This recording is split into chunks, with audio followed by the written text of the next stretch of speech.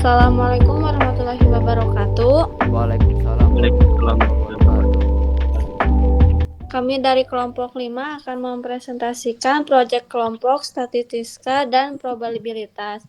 Sebelumnya untuk Pak Iqbal sebagai dosen pengampu, Iqbal Maulana SSI MSC.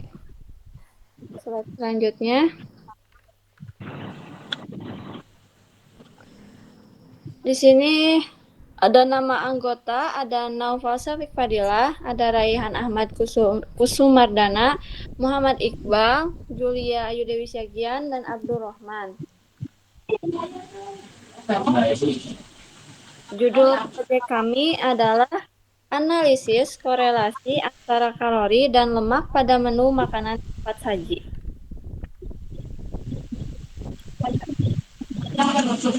Di sini kelompok kami alasan memilih proyek makanan cepat saji ini jadi bagian dari gaya hidup modern, terutama di kalangan mahasiswa karena praktis dan mudah diakses.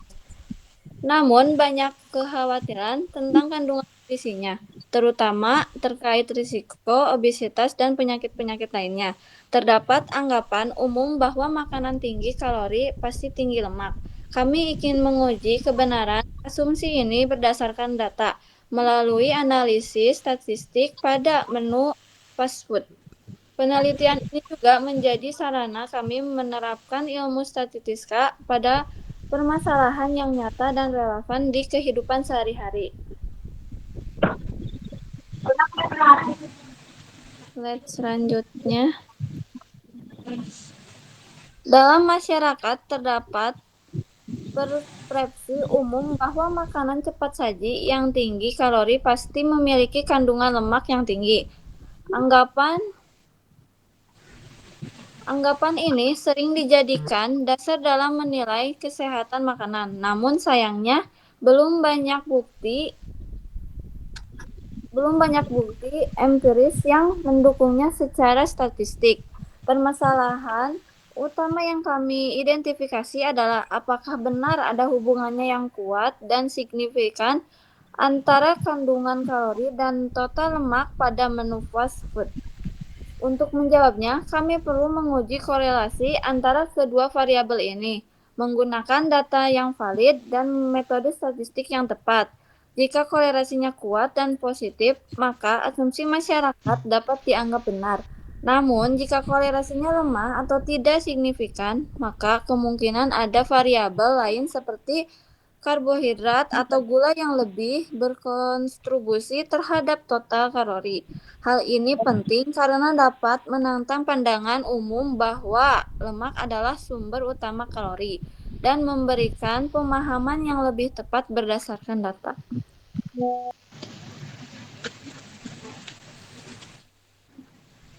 Ada juga tujuan penelitiannya. Penelitian ini bertujuan untuk menentukan kekuatan dan arah korelasi antara variabel kalori dan lemak total pada menu makanan cepat saji.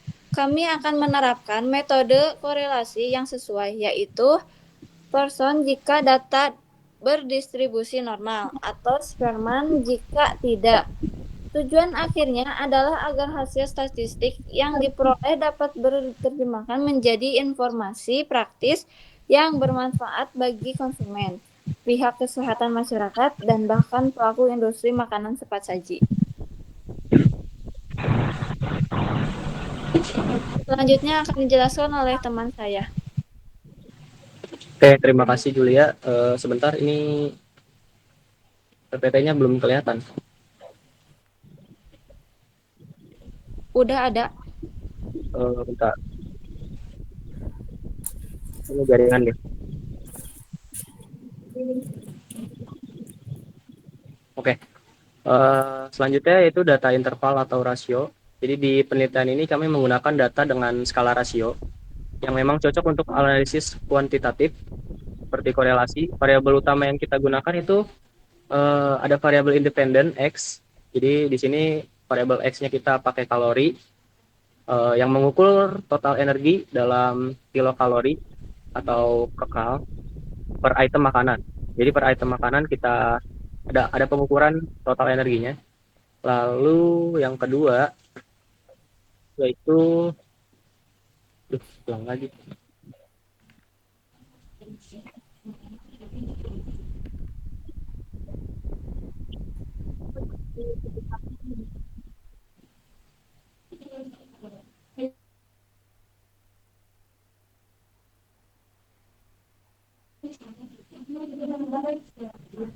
Yang kedua yaitu variable dependent Y, yaitu lemak total yang mengukur total kandungan lemak dalam gram per item makanan.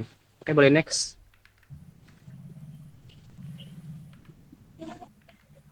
Oke, di sini kami menggunakan data sekunder untuk penelitian ini. Jadi data berasal dari Fast Food Nutrition Dataset yang kita dapat dari Kaggle. Kita melakukan pengumpulan data primer.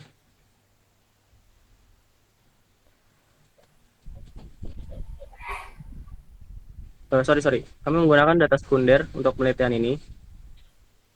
Berasal dari Fast Food Nutrition Dataset. Ini kita data di Kaggle. Dia dapat datanya itu dari survei dan eksperimen. Jadi dapat banyak, dapat sekitar 100 sampel untuk item menu makanan cepat saji yang berbeda. Boleh next. Nah, ini datanya. Mungkin bisa di zoom, operator. Ya, kurang lebih datanya seperti ini. Ada Kami menggunakan dua variabel X dan Y. Lalu di sini ada perhitungannya juga beberapa. Kayak contoh X kuadrat, Y kuadrat, terus rank-nya juga kita udah hitung. Next. Nah, di sini ada poligon frekuensi total fat. Jadi di sini poligonnya untuk sekedar analisis pertama aja. Jadi di biasanya data poligon itu berbentuk lonceng untuk distribusi normal. Nah, karena di sini bentuknya tidak berbentuk lonceng, jadi kita bisa identifikasi kalau data yang kita gunakan ini tidak berdistribusi normal. Dan untuk uji normalitas itu kita pakai Shapiro wheel di depan. Ini cuma sekedar identifikasi utama aja. Boleh next lagi.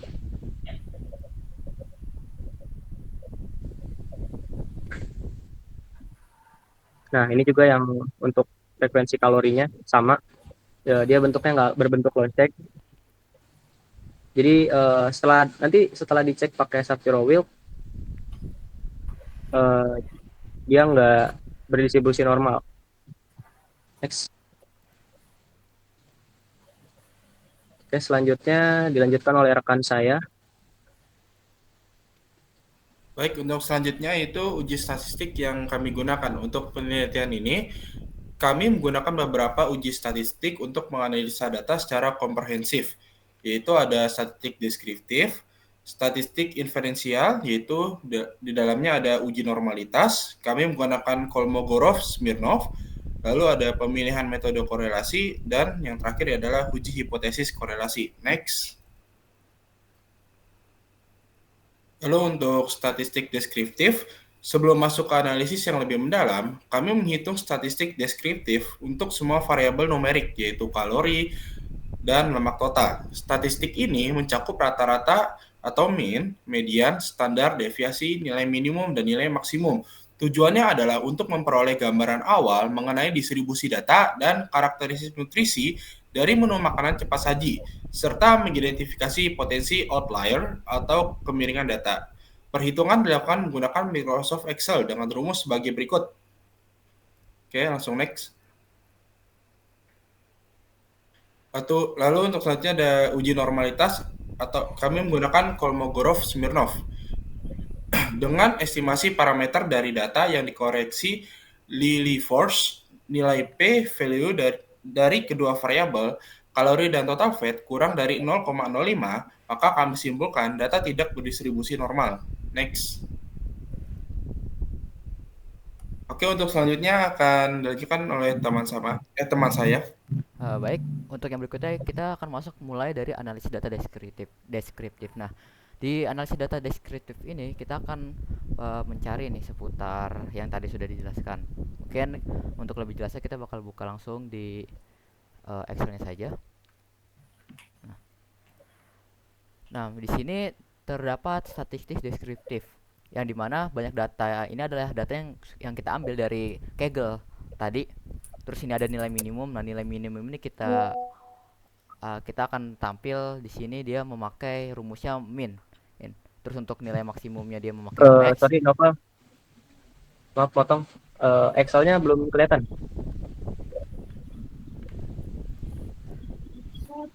Ya maaf sebelumnya kita coba buka dulu presentasi yang lain.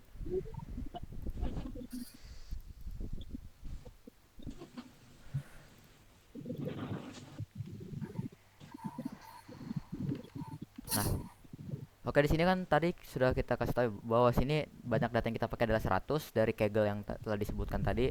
Lalu sudah ada nilai minimum dari 100 data yang sudah kita ambil, dia menggunakan min, terus nilai maksimumnya dia menggunakan max. Nilai minimum dan maksimum ini maksudnya data yang ada ya, misalkan kayak contoh minimum datanya sini kalorisnya ada 300, ada nilai yang berjumlah 300 seperti itu. Lanjut, di sini rata-rata main dia memakainya average, terus kuartil 1 dia memakai kuartil.in. Seperti ini rumusnya. Terus median dia memakai kuartil INC tapi dengan kuartil dengan median, dan terakhir adalah kuartil 3 yaitu Q3. Dia juga memakainya, pembeda dari ketiga rumus ini adalah bagian belakangnya. Dia memakai kuart 1, sini memakai kuart 2, dan ini memakai kuart 3. Dan standar deviasinya kita memakai std.s. Nah, beginilah cara kita untuk mencari statistik deskriptif dari dari analisa kita lah. Oke, lanjut.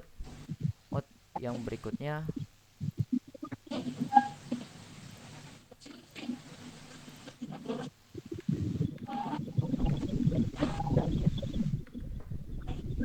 Nah, kita lanjut, sini ada analisis data inferensial. Nah, di sini kita untuk menganalisis data inferensial, yang pertama yang harus kita lakukan adalah menguji normalitas datanya. Nah, kita sini memakai kode dari Python kan seperti ini, sebentar. Nah, di sini adalah kita akan memuat uji normalitas yang fokus pada kode yang ini saja, karena kita akan sekadar menguji normalitasnya. Dan hasil yang kita dapatkan adalah seperti berikut, yang dimana statistik uji untuk dia bernilai 0,1591, yang dapat kita simpulkan bahwa tidak terdistribusi normal atau tolak H0. Itu untuk kaloris, dan untuk total fatnya atau total lemaknya di sini teruji nih bahwa statistik ujinya adalah 0,1437 dengan p-value 0,0290, yang dapat kita simpulkan bahwa tidak terdistribusi normal atau bisa kita sebut sebagai tolak H0. Oke, lanjut. Pemilihan metode korelasi. Nah, pemilihan metode korelasi itu akan kita pilih nih jika kedua variabel terdistribusi normal p-value lebih dari 0,05 dari uji Kolmogorov, kami akan menggunakan korelasi produk moment Pearson. Ini adalah uji parametrik yang mengukur hubungan linear. Berikut adalah rumus Pearson yang jika variabel berdistribusi normal. Ini adalah rumus jika jika variabel berdistribusi normal. Lalu yang berikutnya, nah perlu diketahui juga jika salah satu atau kedua variabel tidak terdistribusi normal atau p-value-nya itu kurang dari 0,05, kami akan beralih ke korelasi peringkat Spearman. Ini adalah uji non parametrik yang lebih robust terhadap distribusi non normal dan outlier, karena ia bekerja dengan peringkat data, bukan nilai mentahnya. Berikut adalah rumus Pearson jika variabel berdistribusi tidak normal. Nah, karena kita sudah tahu bahwa yang kita dapatkan tadi tidak berdistribusi normal, maka kita akan menggunakan rumus ini. Untuk selanjutnya akan dijelaskan oleh rekan saya, Abdurrahman. Selanjutnya untuk hipotesis korelasi. Nah, di sini H0-nya itu menunjukkan jika tidak ada korelasi antara kalori dan lemak total atau total fat. Dan H1-nya itu adalah menunjukkan adanya korelasi antara kalori dan total lemak. Nah, di sini kami akan menggunakan tingkat signifikansi atau alfanya itu sebesar 0,05 atau 5%. Itu pemilihan uji dua sisi ini kami rasa lebih objektif karena memungkinkan kami untuk mendeteksi hubungan yang signifikan gitu. Nah, baik positif maupun negatif tanpa asumsi awal tentang arahnya. Oke, next.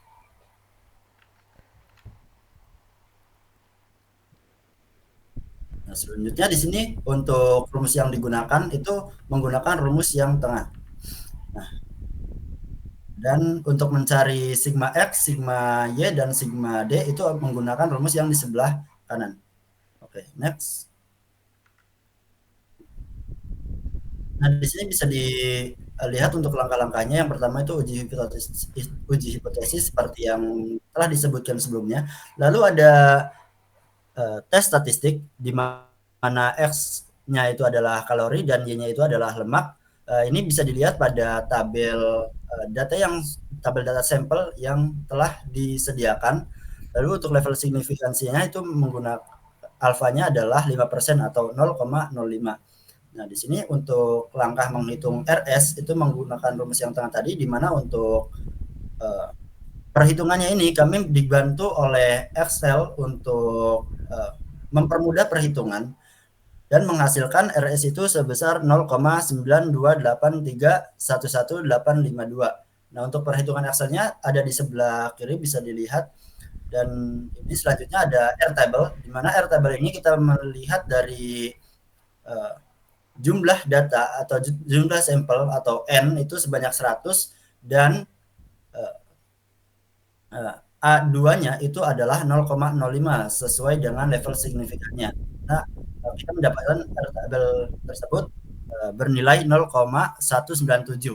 Nah, selanjutnya kita uji kriteria apakah RS-nya ini lebih besar dari Airtable atau lebih kecil gitu. Nah, jika lebih besar maka nolnya itu ditolak. Nah, dari hasil tersebut keputusannya adalah karena RS yang bernilai 0,9283111852 ini lebih besar dari Airtable yang bernilai 0,197, maka H0 tersebut ditolak. Dan kesimpulannya adalah ada korelasi antara kalori dan lemak pada menu cepat saji. Oke, next.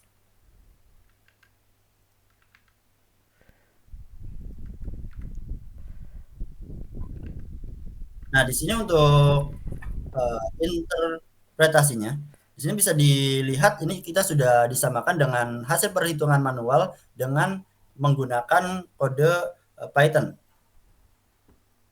Nah, di grafik ini pada scatter plot ini menunjukkan hubungan antara kalori yang terdapat pada sumbu X dan lemak yang terdapat pada sumbu Y. Nah, perhatikan bagaimana titik-titik yang berwarna biru ini tidak menyebar secara acak, melainkan membentuk pola yang jelas dari kiri bawah ke kanan atas. Nah, ini menunjukkan hubungan yang positif gitu. Dan garis merah ini adalah tren atau model regresi. Kita bisa lihat bahwa sebagian besar titik data berkumpul sangat rapat dan dekat dengan garis tren ini atau garis yang merah itu. Nah, ini menunjukkan bahwa kerapatan inilah yang secara visual membuktikan bahwa hubungan antara kalori dan total lemak itu sangat kuat dan konsisten gitu. Oke, next. Nah, lalu kesimpulannya adalah berdasarkan hasil perhitungan di atas, nilai koefisien korelasi 0,9283111852 yang sangat mendekati dengan 1 itu menunjukkan adanya hubungan yang positif dan sangat kuat antara kaloris dan total fat. Nah, ini berarti semakin tinggi kalori sebuah makanan, maka kandungan total lemaknya juga secara konsisten akan semakin naik. Nah, selain itu, nilai signifikansi atau p-value-nya itu 0,000 yang berarti kurang dari 0,001. Jauh lebih kecil dari batas normal yaitu 0,05. Nah, ini membuktikan bahwa hubungan yang sangat kuat tersebut nyata dan signifikan secara statistik, bukan hanya terjadi karena faktor kebetulan. Oke. Next.